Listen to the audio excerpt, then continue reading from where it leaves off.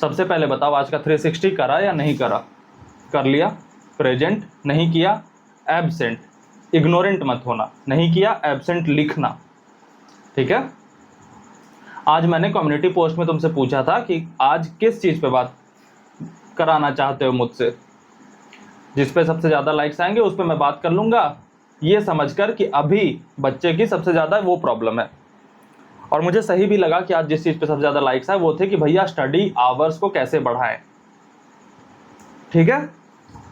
तो इस पे हम बात करते हैं, इस पे बड़ी प्रैक्टिकल तरीके से, क्योंकि बच्चा तुम ना जितनी चीज़ें भी देख लोगे ना, देखने भर से तुम नहीं बैठने लगोगे, इम्पॉसिबल है। तुम्हारे अंदर बदलाव लाना पड़ेगा। दो तरीके होते हैं किसी भी तैयारी को सही करने के, एक एस्पिरेंट होता है और एक उसके रिसोर्सेस होते हैं। जनरली एस्पिरेंट क्या करता है कि अपने रिसोर्सेस को बदल के सोचता है मैं बदल जाऊंगा, कि अच्छा चेयर अच्छा नहीं है इसलिए मैं नहीं बैठ पा रहा, टेबल अच्छा होता ना तो मैं बैठ जाता। इम्पॉसिबल है। जिस दिन टेबल अच्छे लाओगे ना उस दिन कुछ और प्रॉब्लम आ जाएगी, तुम्हें लगेगा कि इस वजह से मैं नहीं बैठ पा रहा। तो मैं तुम्हें बदलने की कोशिश करूंगा और यही तरीका काम करेगा। तुम 1000 वीडियोस देख लो, 1000 गाइडेंस ले लो, चेयर बदल लो, बुक बदल लो, लाइटिंग बदल लो, ये कर लो वो कर लो, कुछ फायदा नहीं करेगा, कुछ नहीं होगा उससे। मोबाइल में ऐप लॉक लगा लो, मोबाइल से हटा लो, कुछ नहीं काम करेगा। तो आज मैं जो कहने वाला हूं उसे इम्प्लीमेंट करना। सबसे पहली बात, सुन करके रह जाओगे तो अच्छी बातें जान जाओगे। और मैंने क्या कहा हमेशा कि अच्छी बातें जानने से अच्छे एस्पिरेंट नहीं हो जाते। 100% विदाउट एनी एक्सेप्शन 100% एस्पिरेंट्स अच्छी बातें जानते हैं। वो जानते हैं कि क्या क्या करना है, करते नहीं है, क्योंकि वो जो जानते हैं उन्हें लगता है कि वो जान गए हैं तो इससे चीज़ें सॉल्व हो जाएंगी। कुछ नहीं होता जानने से, ठीक है। तो इम्प्लीमेंट करने की कोशिश करना। मेरी बातों का इस्तेमाल ज्ञान देने के लिए मत कर लेना। सबसे पहला जो हमारा रिस्पॉन्स होता है किसी अच्छी बातों को जानने का ना, वो ये होता है कि हम 4 लोगों को बताना चाहते हैं कि अच्छा स्नेहित भैया को मैंने सुना है, अब मैं ये बात जान गया हूँ, तो 4 दोस्त जब मेरे जो नहीं बैठ पाते ना, वो जब मेरे से पूछेंगे तो मैं ये ज्ञान दे पाऊंगा। वो उससे कुछ नहीं होगा, तुम्हारा भलाई क्या होगा इसमें। तो नॉलेज का ये पर्पस होता ही नहीं कि हमें बांटना है। जिस दिन बांट दोगे ना उस दिन ईगो बढ़ जाएगा, फिर तुम्हें लगेगा कि मैं तो नहीं बैठता लेकिन मैं अच्छी बातें करता हूँ ना तो मुझे इज्जत मिल रही है सामने से। रिजल्ट सारी इज्जत पे पानी फेर देता है। अरे बहुत अच्छा था, बातें तो बहुत अच्छा करता था, लेकिन आईटी नहीं हुआ इसका। और एक बच्चा है जो बिल्कुल शांत है, कुछ नहीं ज्ञान देता, पढ़ता है, इम्प्लीमेंट करता है खुद पे, और इम्प्लीमेंट कर करके जीतता चला जाता है। तो ये ज्ञान मैं सिर्फ तुम्हारे लिए दे रहा हूँ, तुमसे आगे बढ़ाने के लिए नहीं कि तुम किसी और को बताओ। वो मैं बताऊंगा, तुम नहीं बताओगे, ठीक है। तो जो बातें बताऊंगा उसे इम्प्लीमेंट करना। सबसे पहली बात, लंबे आवर्स तक बैठना है। कितने लंबे आवर्स तक? 16 घंटे, 17 घंटे? तो सबसे पहले इस मिथ से निकलो कि 16-17 घंटे बैठना किसी को जरूरी नहीं होता। जो लोग तुमसे कहते हैं कि 16 घंटे बैठना चाहिए, आजकल ना गाइडेंस में एक बहुत बढ़िया तरीका गाइड करने वालों ने ढूंढ लिया है कि ऐसी गाइडेंस दे दो कि बच्चा फॉलो ही ना कर पाए। और जब वो फॉलो नहीं करेगा तो मेरे पास आए कि भैया नहीं हो पाया, तो मैं बताऊंगा तूने करा था? नहीं। अरे करता तब तो होता, मैं तो सही ही था, तू गलत है। 5000 सवाल प्रैक्टिस कर लो एक दिन में। भैया मैंने तो 4000 ही करे। अरे लास्ट के 1000 में ही तो होना था जादू। तो इम्प्रैक्टिकल नहीं होना। सबसे पहले तुम सभी को मैं टारगेट देता हूं कि 8 से 10 घंटे बैठने की कोशिश करनी है और हमें वहां तक अचीव करना है। तुम में से बहुत बच्चे होंगे जो 30 मिनट नहीं बैठ पाते होंगे, कोई बात नहीं, हम शुरुआत वहां से करेंगे। लेकिन हमारा टारगेट है कि अगले 2-3 महीने में हम 8 या 9 घंटे 10 घंटे बैठने लगेंगे रोज के, ठीक। अब क्या तुम नहीं बैठ पाते? ये मेरा सवाल है।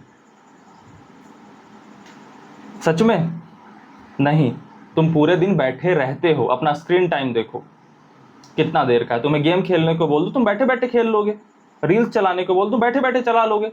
तुम्हारी बैठना तुम्हारा प्रॉब्लम है कि तुम लंबे देर तक बैठ नहीं पाते, या पढ़ते हुए लंबे देर तक बैठ नहीं पाते, ये तुम्हारा प्रॉब्लम है। सोचो, तुम सभी बैठ सकते हो, तुम सभी बैठते हो। प्रॉब्लम ये है, हम प्रॉब्लम का रूट हमारा ये है कि हम पढ़ते हुए भैया लंबे टाइम तक नहीं बैठ पाते। हम उसका सॉल्यूशन करेंगे। सबसे पहले अपने पे विश्वास लगाओ कि हाँ तुम बैठ सकते हो, और बैठते हो। अभी भी बैठ के वीडियो देख रहे होगे मेरे, पूरे दिन जो रील चलाई होगी वो खड़े खड़े थोड़ी चलाया होगा तुमने, बैठ के चलाया होगा या लेट के चलाया होगा। गेम खेलते हो तुम में से कोई तो बैठ के थोड़ी, खड़े होके थोड़ी खेलते हो, बैठ के खेलते हो, लेट के खेलते हो। कोई मूवी देखनी है 3 घंटे की, बैठ के ही देखते हो। किसी चैटिंग करना है, बैठ के ही चैटिंग करते हो। तो बैठ तो तुम सकते हो। तो अब हमारा लक्ष्य क्या है कि भैया पढ़ते हुए कैसे हम उस बैठने का इस्तेमाल करें, क्योंकि जैसे ही पढ़ने बैठते हैं ना वैसे ही हम बैठ नहीं पाते लंबे टाइम तक। हाँ, इस पे अब हम बात करेंगे। तो सबसे पहली बात जो मैं पहले भी कह चुका हूं कि इंसान एक साइकोसोमैटिक जानवर होता है। इसका मतलब मैं तुम्हें बताता हूं। अभी बैठे हो, तुम्हारे सर में खुजली हो रही है, सोचो होने लग जाएगी। तो हमारा मन जो काम नहीं करना चाहता ना, उससे भगाने के लिए हमारे शरीर में तरह तरह की चीजें ले आएगा। जैसे ही पढ़ने बैठोगे वैसे ही दिमाग कहेगा यार वो पेन लेना भूल गया, बाकी टाइम में पेन नहीं याद आएगा। सर दर्द हो रहा है, खुजली हो रही है बालों में, पीठ में खुजली हो रही है, थोड़ा सा गर्मी ज्यादा है आज। तो साइकोसोमैटिक चीजें हैं ये, ठीक। तो सबसे पहली चीज कि तुम बैठे हो पढ़ने, तो पढ़ना कंटिन्यू क्यों नहीं कर पा रहे लंबे टाइम तक, उसका पहला रीजन ये होगा साइकोसोमैटिक लक्षण। कि जैसे ही बैठोगे पढ़ने वैसे ही तुम्हारा कमर दर्द करने लगेगा, वैसे ही तुम्हें सफोकेशन होने लगेगी, वैसे ही तुम्हें एंजाइटी होने लगेगी। तो अब ये इन्फॉर्मेशन अपने दिमाग में डाल लो, ताकि जब ये हो तो ये इन्फॉर्मेशन याद कर पाओ। कि जैसे ही बैक में पेन होने लगे, जैसे ही सफोकेशन होने लगे, वैसे ही कहना कि भैया ने बताया था कि ये तुम्हारे मन की चाल है। जब तुम रील देख रहे होगे बैठे बैठे तो कमर दर्द नहीं करेगा, सर में खुजली नहीं होगी, पेन लाने का याददाश्त नहीं आएगा। तो पहला रीजन कि तुम पढ़ने बैठे हो तो इससे क्यों उठ करके चले जाते हो, वो ये होगा। और जैसे ही ये सारी चीजें हो, अपने आप को कह देना कि ये साइकोसोमैटिक लक्षण है, ये मन मुझे बहला रहा है। और जैसे ही तुम खुद को ये कह दोगे वैसे ही तुम्हारा मन ये लक्षण दबा देगा। तुम देखना कोशिश करके, फिर वो कोई और तरीका अपनाएगा, उस पर भी बात करेंगे। लेकिन पहला ये तरीका कि साइकोसोमैटिक लक्षण तुम्हें दिखाए, उस टाइम तुम अपने आप को ये कह दोगे, तुम्हारा मन दबा देगा। अब दूसरी बात जानो मेरी, ठीक है, कि बैठना हमारे विल पावर का खेल होता है। विल पावर क्या होता है बालक? विल पावर ये होता है कि हम जो जानते हैं कि हमारे लिए सही है, उसे हम रियल लाइफ में इंप्लीमेंट कर पाए, इसे हम कहते हैं विल पावर। ठीक, जैसे मान लो मैं जानता हूं कि मुझे मैदा नहीं खाना चाहिए, ठीक। अब ये तो मैं जान गया, अब इसे रियल लाइफ में इंप्लीमेंट कर पाता हूं या नहीं, इसे हम कहते हैं विल पावर। कि अगर मेरी विल पावर अच्छी होगी तो मैं इंप्लीमेंट कर पाऊंगा और मैं मैदा नहीं खाऊंगा। लेकिन अगर विल पावर कमजोर होगी तो मैं जानते हुए कि मुझे मैदा नहीं खाना चाहिए, मैं मैदा खा लूंगा। उसी तरीके से पढ़ने के लिए बैठना विल पावर का खेल होता है। और अगर हमारा विल पावर स्ट्रांग हो जाएगा तो हम बैठने लगेंगे, ठीक। तो अब इसे स्ट्रांग कैसे करते हैं? तो विल पावर जो है ना हमारा, वो मसल की तरह होता है। अब मसल कैसे स्ट्रांग होता है? मसल स्ट्रांग करने के लिए हम जिम जाते हैं और धीरे धीरे उससे हेवी वेट उठवाना चालू करते हैं। 5 केजी, 10 केजी, 15 केजी, 20 केजी। एक ही बार 20 केजी नहीं उठाते, धीरे धीरे। उसी तरीके से विल पावर कैसे मजबूत होता है? विल पावर मजबूत होता है लाडले कि हमने डिसाइड करा कि हम 30 मिनट पढ़ेंगे और हम 30 मिनट पढ़ लेते हैं, तो हमारा मन कहता है कि अच्छा इसकी तो विल पावर स्ट्रांग हो गई, तो अब अगला कुछ डिसीजन लेंगे और उसे इंप्लीमेंट करने की कोशिश करेंगे। अब सडनली तुम 8 घंटे का डिसीजन लो कि मैं 10 घंटे पढ़ूंगा, अभी भले ही 1 घंटे पढ़ता हूं, तो तुम्हारा विल इतना पटकेगा ना गंदा तरीके से कि दोबारा कभी उठ नहीं पाओगे। तो तुम अभी 40 मिनट पढ़ते हो लगातार, ठीक है। तो ऐसा नहीं है कि तुम्हें सडनली डिसीजन लेने के मैं 8 घंटे पढ़ूंगा, नहीं। 40 से 1 घंटे करेंगे, फिर 1 घंटे, आधा घंटे का गैप लेंगे, फिर 1 घंटे पढ़ेंगे, फिर आधे घंटे का गैप लेंगे, फिर 1 घंटे पढ़ेंगे। अब होगा क्या कि तुम ऐसे बार बार डिसीजन लेते जाओगे ना, तुम्हारा विल स्ट्रांग होते जाएगा। फिर वो आधे घंटे वाला गैप 15 मिनट का होगा, फिर 10 मिनट का होगा, फिर ऐसा टाइम आएगा कि तुम कंटिन्यूअसली 2 घंटे तक पढ़ पाओगे, फिर गैप लोगे, ठीक। तो विल पावर को हमें ऐसे बढ़ाना है स्लोली। अब तुम्हारे साथ होगा क्या वो मैं बता देता हूं कि तुम, हो सकता है कि 1 या 2 स्टडी सेशन सही विल पावर से डिसीजन ले लो, गॉट इट। अब तुमने डिसीजन ले लिया, हो सकता है तीसरे स्टडी सेशन में तुम भटक करके वापस चले जाओ कहीं और, किताब से भटक गए और रील चलाने लगे और पता ही नहीं पड़ा कब हम भाग गए। तो अब तुम्हारा मन दो तरीके की यहाँ पे सिग्नल्स देगा। पहला कहेगा तेरे से तो कुछ हो नहीं पाता। ये वाला गिल्ट अपने आप को देना मत अभी, क्योंकि हम प्रोग्रेस कर रहे हैं ना, तो हमें गिल्ट फ्री होना पड़ेगा, नहीं तो प्रोग्रेस नहीं कर पाएंगे। गिल्ट बड़ा गंदा तरीका होता है आदमी को कोशिश करने से रोक देने के लिए। तुम्हारा मन कहेगा तेरे से तो कुछ हो ही नहीं पाता। नहीं, ये सारी चीजें नहीं सोचनी। तुम्हें रील चलाते हुए सडनली याद आया कि यार मेरे को तो वो डिसीजन लेना था, तुम रील को छोड़ोगे, तुरंत पढ़ने बैठ जाओगे। बस ये मेरी तरफ से एफर्ट मार देना। रील को छोड़ा, तुरंत पढ़ने बैठ गए, सोचा ही नहीं क्या पढ़ना है, पढ़ने बैठ गए। फर्स्ट स्टेप लेना मुश्किल होता है, पढ़ने बैठ गए।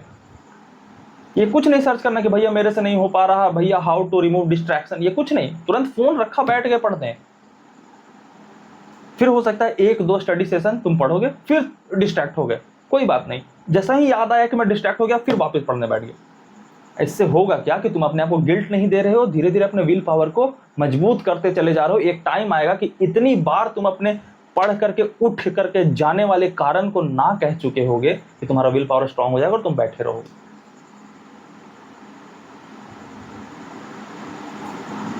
ये क्लियर हुआ कि विल पावर हमें बढ़ाना पड़ेगा। तो एक साइकोसोमैटिक वाली बात, एक विल पावर वाली बात। तीसरी बात कि बालक, आपने एक्सेप्ट करा ना शुरुआत के 2-3 मिनट में कि बैठ तो आप लेते हो, बस पढ़ते हुए नहीं बैठ पाते। रील देखते हुए बैठ जाते हो, गेम खेलते हुए बैठ जाते हो, मूवी देखते हुए बैठ जाते हो। तो हमें दो काम करने हैं बैठ करके, एक रील देखना और एक पढ़ना। यही दोनों तो आपस में लड़ रहे हैं ना, क्योंकि बैठ तो हम रहे हैं भैया, लेकिन पढ़ना और रील देखना, रील से मतलब तुम अपना डिस्ट्रैक्शन कुछ और लगा सकते हो। मैं यहाँ पे एक सिंबल के तौर पे रील को यूज कर रहा हूँ। किसी का हो सकता है सोना हो, किसी का हो सकता है खाना हो, किसी का हो सकता है कुछ भी हो। मैं रील को एक सिंबल की तौर पे यूज कर रहा हूँ। तो पढ़ना, बैठ करके पढ़ना और बैठ करके रील देखना, दो तरीके के जो हमारे कार्य हैं वो आपस में लड़ रहे हैं, और हमेशा वो कार्य जीत जाता है जिसमें हमें बैठ करके करने में आसानी होती है, दिमाग पे भार नहीं पड़ता, वजन नहीं पड़ता। तो अब होगा क्या, हमेशा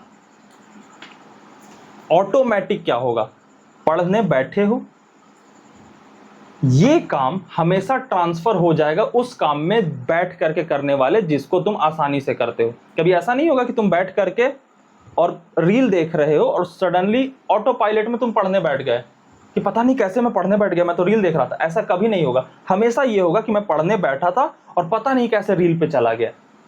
और ये क्यों होता है? थर्मोडायनेमिक्स के लॉ की तरह है। टेम्परेचर जो है वो हाई टू लो ट्रांसफर करेगी। तुम्हारे आसपास तुम जो जो काम बैठ करके आसानी से कर लेते हो उसे तुम्हें हटाना पड़ेगा। अब तुम खुद से बेहतर खुद को तुम्हें कोई नहीं जान सकता। तो तुम अपना पैटर्न ऑब्जर्व करना कि पढ़ने बैठते हो तो यहां से तुम उठ करके कहां जाते हो, कौन सा काम ऐसा है बैठ के जो तुम करते हो। तो हो सकता है किसी का गेम खेलना हो कि भैया एक मैच खेल लेता हूं, दोस्त का कॉल आता है तो भैया मैं चैटिंग कर लेता हूं अपने प्रिय व्यक्ति से, भैया मैं ना यूट्यूब शॉर्ट्स बड़ा डिस्टर्ब करता है वो कर लेता हूँ। तो अपना पैटर्न पहचान लिया, ये स्टेप कर लोगे, एक कागज पे लिखना कि भैया मेरा ये पैटर्न है, मैंने खुद को देखा और भैया मुझे ये पैटर्न लगा, ठीक। अब जब तुम ये पैटर्न अपने दिमाग में डाल लोगे कि मेरा ये पैटर्न है, तुम पढ़ने बैठोगे और तुम्हारा मन कहेगा कि वहां पे जाना है, तो तुम सडनली जानोगे कि ये तो मेरा पैटर्न है, ये तो मैं पहले कर चुका हूँ। तो धीरे धीरे क्या होगा, एक सडनली नहीं होगा, धीरे धीरे क्या होगा कि तुम खुद को जानने लगोगे और खुद को उन चीजों से अवॉइड करने लगोगे जहां तुम बार बार जाते हो। बस खुद को बार बार याद दिलाना कि मेरा तो ये पहले का पैटर्न है, मेरा तो ये पहले का पैटर्न है, मेरा तो ये पहले का पैटर्न है। और हो सके तो उस पैटर्न को तोड़ने के लिए तुम फोन को कहीं और रख सकते हो, तुम किसी को ब्लॉक कर सकते हो। हर एफर्ट लगा दो, मैंने डिस्ट्रैक्शन में बहुत बातें करी हैं, हर एफर्ट लगा दो जिससे कि बस ये टेम्परेचर जो है वो लोअर में शिफ्ट ना हो पाए, क्योंकि ये टेम्परेचर कहीं और शिफ्ट ही तब होगा जब किसी लो टेम्परेचर वाली चीज उसे मिलेगी। अब मैं यहां से कहीं जा ही नहीं सकता तो मैं कहां जाऊंगा, यहां बैठ के ऐसे बैठा ऐसे देखता रहूंगा। हाँ, अब बैठ करके देखना ये ज्यादा मुश्किल है पढ़ने से। तो हाँ, बैठे बैठे देखते देखते से ज्यादा फिर मैं ऑटो पायलट में फिर पढ़ने लग जाऊंगा। तो इससे हाई टेम्परेचर का काम कर रहा हूँ तो फिर ये मेरे लो टेम्परेचर हो गए, फिर वहां से यहाँ आ जाऊंगा कि मैं सीलिंग को देख रहा हूँ, क्या कर रहा हूँ, बैठा हूँ। बैठो ना अकेले, कितने देर बैठ पाओगे? बैठे बैठे ओवर थिंकिंग करने लगोगे तो फिर ओवर थिंकिंग से भी खुद को हटाना। तो ये तीन चीजें हमने सीख ली, साइकोसोमैटिक, विल पावर और ये टेम्परेचर वाला रूल। ठीक, अब सबसे इंपॉर्टेंट बात कि इन 3 बातों को बताते बताते तुम में से मैक्सिमम बच्चों के दिमाग ने ये आर्गुमेंट दे दिया होगा कि लंबे समय तक बैठना क्यों जरूरी नहीं है, कि भैया quantity doesn't matter, quality matter. ना ना ना मुन्ना, ये तुम्हारी मन की चाल है। बताऊं कैसे? अभी तुम्हारा मन ये आर्गुमेंट दे करके तुम्हें 8 घंटे पढ़ने के एफर्ट से बचा करके 4 घंटे पे टिका देगा। बोलेगा कि यार दुनिया पढ़ता होगा, ये पागल है, 4 घंटे में मैं 400 क्वेश्चन कर लेता हूँ। बहुत बढ़िया, करते करते भी होगे, मैं मान लेता हूँ करते होगे। तो जब मैं 4 ही घंटे में 400 क्वेश्चन कर लेता हूँ, तो 8 घंटे में वो जो बच्चा 400 क्वेश्चन कर रहा है वही तो सेम काम कर रहा हूँ, तो क्या फर्क पड़ता है? ये मन की तुम्हारी चाल है कि तुम्हें 8 घंटे से 4 घंटे पे ला देगा, और तुम्हें 1 हफ्ते के बाद याद ही नहीं रहेगा कि तुम 8 घंटे वाले एफर्ट से बच के 4 घंटे पे आए थे। फिर 1 हफ्ते बाद पता है मन क्या करेगा? वो धीरे धीरे क्वालिटी भी घटाना स्टार्ट कर देगा कि 400 क्वेश्चन थोड़ी करना होता है, क्वेश्चन की क्वालिटी मैटर करती है। 20 क्वेश्चन भी अच्छे क्वालिटी कर लूंगा ना तो हो जाएगा। अब वहां 400 क्वेश्चन से 20 क्वेश्चन पे ले आया, अब 20 क्वेश्चन की तुम्हें 1 हफ्ते कराएगा, फिर लाएगा, फिर सडनली वो 20 क्वेश्चन की भी क्वालिटी घटा देगा और आसान करा देगा, और फिर तुम ट्रैप में फंस गए। और 1 साल बाद याद आएगा कि मैं ये जो कर रहा हूं ये मैंने चुना था या फिर मेरे साथ हुआ है। और मैक्सिमम बच्चों को ये भी ख्याल नहीं आता, फिर उन्हें काउंटर ख्याल आता, क्योंकि उन्हें याद नहीं रहता ना कि वो कहां से कहां पहुंचे हैं, क्या सोच थी उनकी और कहां पहुंच गए। फिर उन्हें ऐसे ख्याल आता है IIT सब कुछ थोड़ी होता है, बाकी सारी चीजें भी होती है। तुम में से 99% बच्चों के साथ होगा। जस्ट इमेजिन, तुमने जब 10th से स्टार्ट करी थी तैयारी, आज की जो तुम मक्कारी कर रहे हो, मैं उस टाइम तुम्हें कहता कि 100% गारंटी से कह रहा हूं कि तुम आगे जाकर के ये मक्कारी करने वाले हो, तुम सबसे ज्यादा गालियां मुझे देते।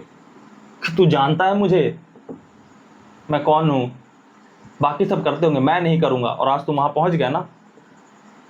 और मैं आज भी अगर गारंटी से कहूं कि तुम में से 99% बच्चे नहीं करेंगे, आज के 2 साल बाद तुम में से जेईई मेंस तक क्वालिफाई नहीं करेंगे, बुरा लगेगा?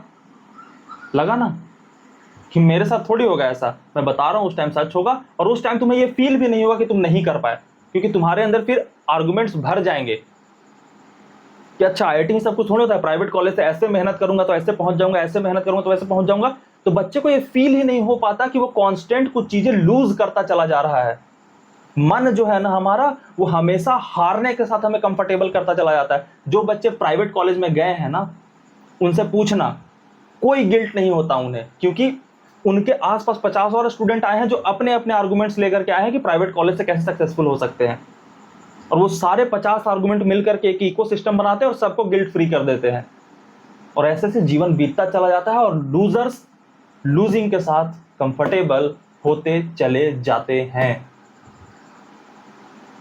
और एक टाइम आता है जब वो विनर से एनवी करने लगते हैं कि इसको तो 6 से मिला था कोचिंग इसलिए पहुंच गया, इसको तो ये मिला था, तुझे 11 से मिला था। 11th में हो तो अभी 11th में हो, और ड्रॉपर हो तो तुम्हें ड्रॉप ईयर के पहले दिन से मिला है। तो मन की इन चालों में फंसना मत कि नहीं ये नहीं ये नहीं, क्योंकि ये कम करते करते तुम्हें इस निचली स्तर पे पहुंचा देगा ना लाडले, कुत्ते वाली जिंदगी कर देगा ये मन तुम्हारा।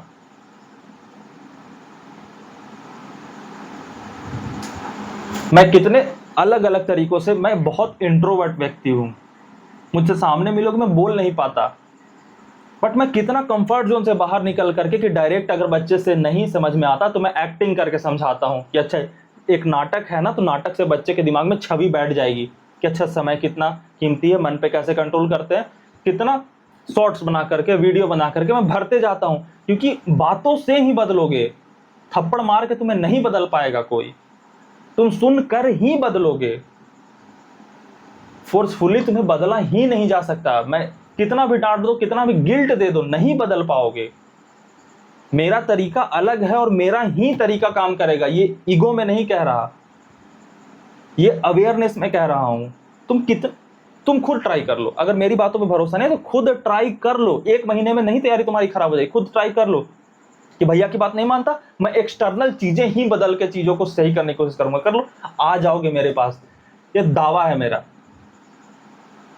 और मैं दावे पे खेलता हूं, दुनिया के जितने भी महान, मैं आईआईटी के फील्ड में बता रहा हूं ना, कि जिस तरीके की बातें मैं कर रहा हूं वैसी कोई बातें नहीं कर रहा। अभी तक मेरी नजर में कोई नहीं आया जो स्टूडेंट को बदलने पे ध्यान दिलाता हो और सुपरफिशियल लेवल पे चेंजेस ना करता हो। ऊपर ऊपर से कुर्सी बदल दोगे क्या होगा, चेयर बदल दोगे क्या होगा, अच्छी डाइट वाइट मायने रखते हैं लेकिन उससे कुछ नहीं होगा। अच्छी डाइट से तुम ज्यादा देर बैठ पाओगे, लेकिन ज्यादा देर बैठे बैठे तुम पढ़ लोगे इसकी कोई गारंटी नहीं है। बैठे बैठे तुम रील देख लोगे, तुम्हारा मन तुम्हें चराएगा, चरना मत। बहुत आर्गुमेंट्स गंदे गंदे देगा, वो आर्गुमेंट छुपाना भी सिखा देगा कि भैया को बताऊंगा ही नहीं, क्योंकि तुम बताओगे मुझे ना, मैं तुम्हें रेसा रेसा करके उस आर्गुमेंट की खिल्ली निकाल दूंगा और फिर बता दूंगा कि अच्छा ये सही है, और फिर तुम कन्विंस हो जाओगे। तुम्हारा मन छुपाना सिखा देगा, क्योंकि उसे पता पड़ जाए कि इस व्यक्ति के सामने मैं आर्गुमेंट्स रखता हूं ना तो ये धो डालता है। तो बहुत चाल चलेगा, मन से बचना, बस मन से बच जाओ। बस सारी चीजें मैं बता दूंगा, सब कुछ करना तुम्हारे हाथों में रख दूंगा, बस मन से बच जाओ। क्योंकि मैं और तुम जो बातें कर रहे हैं इसके बीच में एक मन आता है, उससे फिल्टर होकर तुम तक चीजें जाती हैं। अगर मन फिल्टर करने लगा ना तो वो ऐसी बिगाड़ करके मेरी बातों को तुम तक पहुंचाएगा ना कि तुम्हें लगेगा कि मैंने तो सुना ना भैया की बातों को। नहीं, तुमने नहीं सुना, तुमने डिस्टॉर्ट कर दिया बातों को और सुना है। फिर एकदम खुद को ऑब्जर्व करते रहना, ये कैसे कैसे चाल चल रहा है मेरे साथ। तो ये सारी चीजें इंप्लीमेंट करना। मैं उम्मीद करता हूं कि आज के 1 साल बाद वाला लड़का या लड़की ये ना कह रहा हो कि आईआईटी में सब कुछ थोड़ी होता है। आज तुम्हें बहुत बुरा लगेगा, और मैं उम्मीद करता हूं कि आज के 1 साल बाद वाला लड़का या लड़की आईआईटी में होगा, और वो तुम्हें गालियां नहीं दे रहा होगा नॉन आईआईटीएन होकर के कि यार तू क्या कर रहा था, तेरे हाथों में सब कुछ था और तूने किया नहीं।